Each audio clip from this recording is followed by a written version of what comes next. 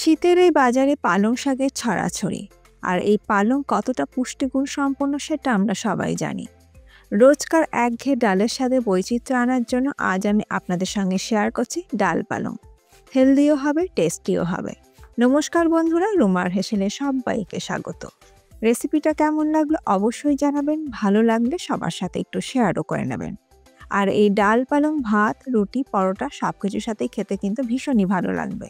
ডাল পালং বানানোর জন্য এখানে আমি 3/4 কাপ ছোলার ডাল 3 ঘন্টা আগে জলে ভিজিয়ে রেখেছিলাম।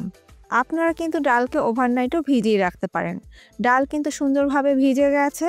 এবারে ডাল সেদ্ধ করে নেব।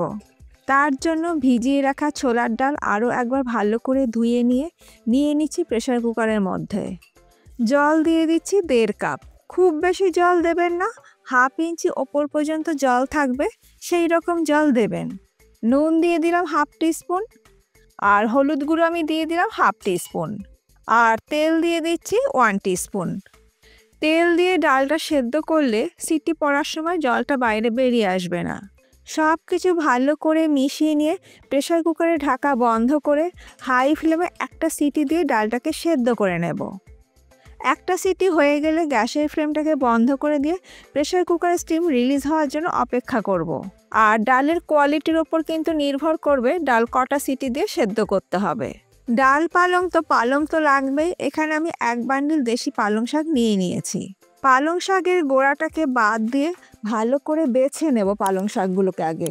পালং শাক ভালো করে বেছে নেবার পর এবার পালং শাকটাকে আমি কুচিয়ে নেব। তবে একদম ফাইন চপ করতে হবে না, একটু বড় বড় টুকরো করে কেটে নিলেই হবে।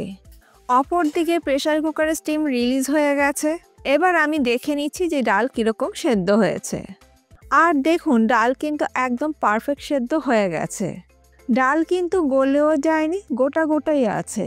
এইরকমভাবেই কিন্তু ডাল সেদ্ধ করে নিতে হবে।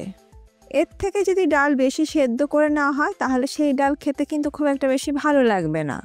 রান্নাটা করার জন্য কড়াইতে দিয়ে দেবো 2 টেবিল স্পুন সর্ষের তেল। তেল গরম হয়ে গেলে ফোড়নে দিয়ে দেবো 1 টুকরো দারচিনি, 2টো ফাটিয়ে নেওয়া ছোটো এলাচ, 3-4টে লবঙ্গ, 1টি তেজপাতা, আর দেবো 1/2 টিস্পুন গোটা জিরে, আর দিয়ে দিলাম হিং 1/4 টিস্পুন। হিং দিলে ডালের স্বাদটা ভীষণই ভালো হবে, তবে কেউ যদি হিং দিতে অপছন্দ করেন স্কিপ করেও করে নিতে পারেন। গ্যাসের ফ্লেমটাকে লোতে রেখে 30 থেকে 40 সেকেন্ড ফোড়নটাকে একটু ভেজে নেব। ফোড়নের থেকে যখন সুন্দর গন্ধ বের হবে তখন আমি এর মধ্যে দিয়ে দেবো 2টো মিডিয়াম সাইজের কুচনো পেঁয়াজ। এবার মিডিয়াম ফ্লেমে মিনিট 3-4 সময় ধরে ভেজে নেব। একদম লাল করে কিন্তু পেঁয়াজ ভাজবার দরকার নেই। এর আগে আমি আপনাদের সঙ্গে সম্পূর্ণ নিরামিষ ডাল পালংয়ের রেসিপি শেয়ার করেছিলাম। যারা পেঁয়াজ রসুন খান না তারা কিন্তু সেই রেসিপিটা একবার চাইলে দেখে নিতে পারেন। পেঁয়াজ যখন ট্রান্সপারেন্ট হয়ে যাবে তখন আমি এর মধ্যে দিয়ে দেবো থেতো করে নেওয়া রসুন। এখানে আমি 7-8 কোয়া রসুনকে থেতো করে নিয়েছি, সেটা দিয়ে দিলাম। আর 1 ইঞ্চি আদাকে আমি থেতো করে নিয়ে সেটা আমি দিয়ে দিলাম। আর কাঁচা লঙ্কা কুচি আমি দিয়ে দিলাম 2টি, তবে ঝালটা অবশ্যই নিজেদের স্বাদ অনুযায়ী ব্যবহার করবেন। এবার সব কিছু একসাথে মিনিট 2 ভেজে নেব মিডিয়াম ফ্লেমে। আর আদা আর রসুনটা থেতো করে নিয়েই ডালে ব্যবহার করবেন, বাটা ব্যবহার করবেন না, তাহলে কিন্তু ডালের স্বাদটা ভীষণই ভালো হবে। সব কিছু একসাথে ভালো করে ভেজে নেবার পর এর মধ্যে দিয়ে দেবো একটি বড় সাইজের কুচনো টমেটো। দিয়ে দিচ্ছি স্বাদ মতো নুন, তবে নুনটা কিন্তু আমরা আগেও ব্যবহার করেছি ডাল সেদ্ধ করার সময়, সেটা বুঝে নিয়ে কিন্তু নুনটা দিতে হবে। আর নুন দিলে টমেটোটাও তাড়াতাড়ি নরম হয়ে যাবে। কাশ্মীরি রেড চিলি পাউডার আমি দিয়ে দিলাম 1/2 টিস্পুন, ধনে গুঁড়ো দিয়ে দিলাম 1 টিস্পুন, হলুদ গুঁড়ো দিয়ে দিলাম 1/4 টিস্পুন, আর কাসুরি মেথি আমি দিয়ে দিলাম 1 টিস্পুন। এবার এই সব কিছু একসাথে ভালো করে মিশিয়ে নিয়ে ভেজে নেব মিনিট 2 সময় ধরে। ভাজতে ভাজতে এর মধ্যে দিয়ে দিচ্ছি 1/4 কাপ জল, যাতে মশলাটা সুন্দরভাবে কষানো যায়। আর এখানে আমি হালকা গরম জলই কিন্তু ব্যবহার করেছি। সব কিছু ভালো করে মিশিয়ে নিয়ে ঢাকা দিয়ে লো ফ্লেমে মশলাটাকে একটু ভালো করে কষিয়ে নেব। মিনিট 3-4 ঢাকা দিয়ে রান্না করার কারণে দেখুন টমেটো বেশ নরম হয়ে গেছে।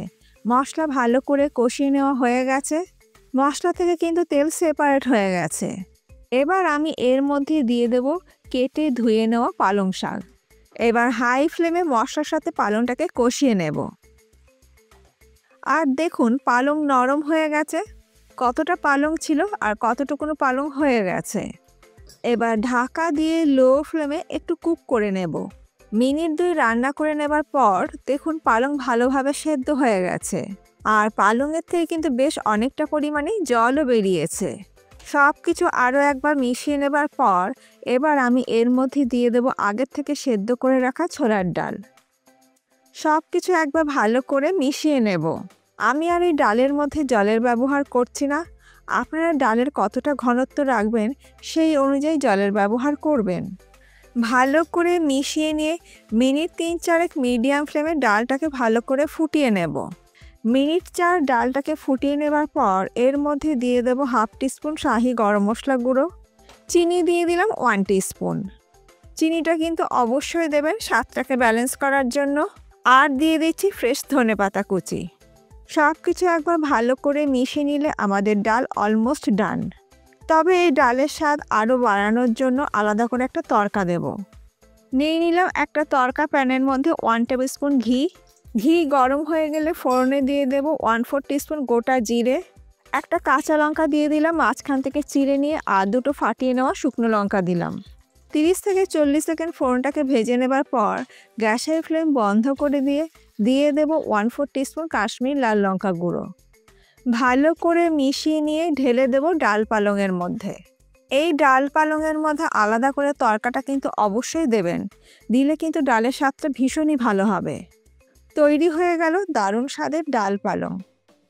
এই ডাল পালং গরম গরম ভাতের সাথে তো ভালো লাগবেই, রাতে ডিনারেও বানিয়ে নিতে পারেন রুটি পরোটার সাথে খাওয়ার জন্য।